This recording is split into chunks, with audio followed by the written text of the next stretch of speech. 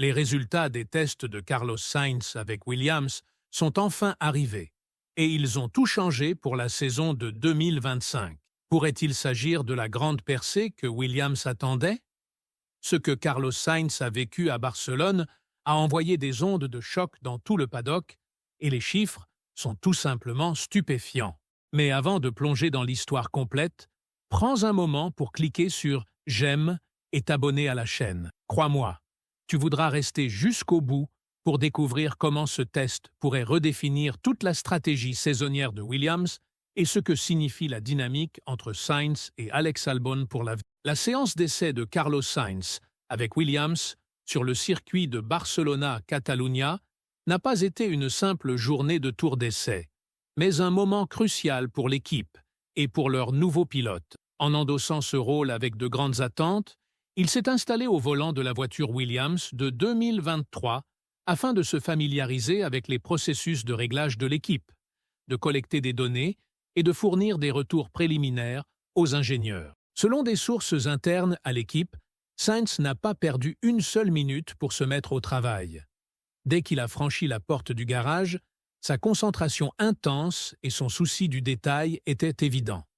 Le test a débuté tôt le matin, sous un ciel dégagé et dans des conditions idéales sur la piste. Les ingénieurs de Williams avaient minutieusement planifié une série d'essais visant à évaluer l'équilibre de la voiture, les performances des pneus et la stabilité dans les virages. Pour Sainz, c'était l'occasion non seulement de s'adapter à une nouvelle voiture, mais aussi de vérifier la réactivité de l'équipe à ses retours en temps réel. La première séance s'est concentrée sur des simulations de course. Sainz a indiqué que la voiture se comportait bien mieux que prévu, notamment dans les virages à grande vitesse, un point faible connu de Williams lors des saisons précédentes. Il a mentionné que le virage 3, l'un des passages les plus exigeants du circuit de Barcelone, semblait bien plus stable comparé aux voitures qu'il avait conduites auparavant. La combinaison d'un meilleur équilibre aérodynamique et d'une réduction du poids global était immédiatement perceptible.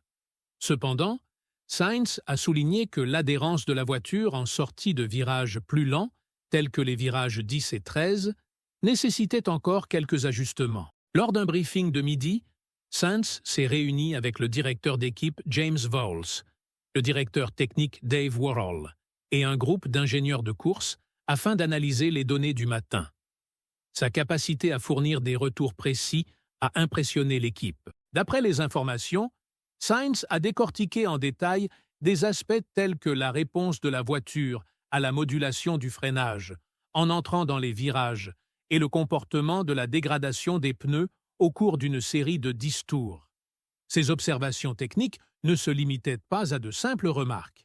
Elles étaient accompagnées de suggestions pour améliorer des domaines clés, comme l'adhérence à l'avant et la gestion de l'usure des pneus. Durant la séance de l'après-midi, Sainz s'est concentré sur des tours en mode qualification, repoussant la voiture toujours plus près de ses limites. Les ingénieurs de Williams ont surveillé la télémétrie de près, pendant que Sainz enregistrait des temps au tour régulièrement rapides, démontrant une rapide adaptation aux caractéristiques de conduite du véhicule. Selon des rapports non officiels, les temps de Sainz étaient compétitifs par rapport aux standards de performance du milieu de peloton de la saison précédente. Cependant, plus important que les temps au tour était sa capacité à extraire les performances des différents composés de pneus. Il a testé les composés durs, moyens et mous, fournissant ainsi des données précieuses sur la manière dont le FW47 pourrait se comporter dans diverses conditions lors des week-ends de course. Un point clé ressortant du test est de voir à quel point Sainz se sent déjà à l'aise dans l'environnement Williams. Dans une interview, le directeur d'équipe James Vowles a souligné que la mentalité de Sainz est parfaitement alignée avec la vision à long terme de Williams. Il n'est pas ici uniquement pour conduire. Il est ici pour diriger et servir de référence. Il agit déjà comme un catalyseur pour l'innovation au sein de l'équipe, a déclaré Vowles. De plus, les ingénieurs ont salué l'esprit collaboratif de Sainz, notant combien il s'est intégré de manière harmonieuse aussi bien dans les aspects techniques que stratégiques de l'opération.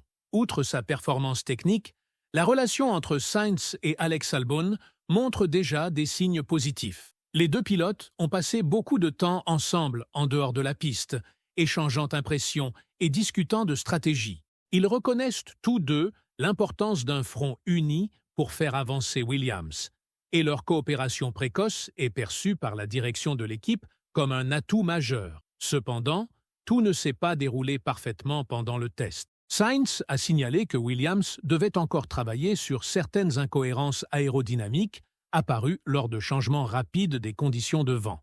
En particulier, il a noté quelques problèmes de sous-virage dans de longs virages larges, lorsque les rafales de vent latérales se faisaient plus fortes.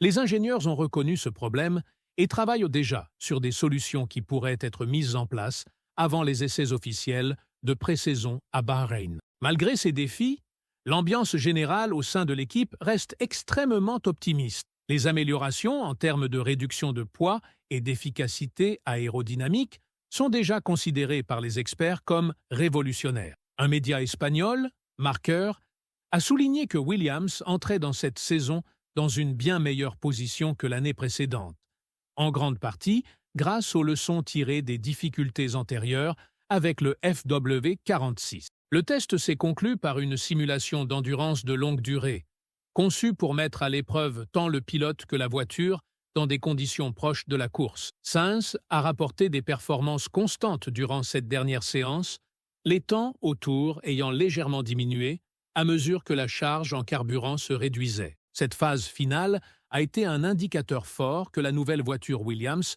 pourrait être nettement plus fiable et équilibrée en 2025 par rapport à son prédécesseur. Après le test, Sainz s'est exprimé brièvement aux médias, faisant preuve d'un optimisme mesuré. « Je ne fais que commencer, mais je me sens déjà chez moi ici. La voiture a un grand potentiel. Il nous reste encore beaucoup de travail, surtout en ce qui concerne le rythme de course. Mais j'ai confiance dans la direction que nous prenons. Tout le monde chez Williams a faim de résultats. Et cette énergie est contagieuse. La route qui attend Carlos Sainz et Williams promet d'être à la fois stimulante et passionnante.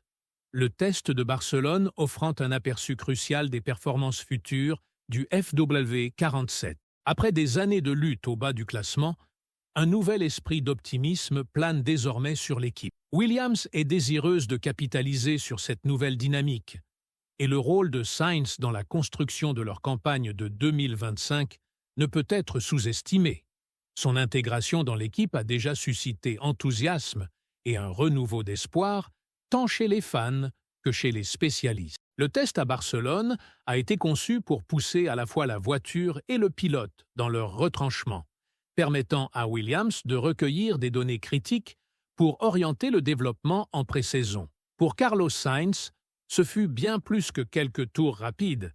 Ce fut sa première véritable opportunité de découvrir le travail que Williams a investi pour résoudre le plus gros problème de la saison dernière, le poids excessif. Pendant toute l'année 2004, le FW46 courait avec au moins 15 kg de plus que la limite minimale, ce qui coûtait à l'équipe environ 0,3 secondes par tour, dans un sport où quelques centièmes de seconde peuvent déterminer le résultat d'une course. Ces kilogrammes supplémentaires étaient dévastateurs pour la compétitivité. Cependant, avec le FW47, Williams semble avoir atteint un tournant. Les premiers rapports indiquent que la nouvelle voiture est plus légère, plus équilibrée du point de vue aérodynamique et nettement plus facile à conduire. Le retour de Sainz a confirmé bon nombre de ces améliorations.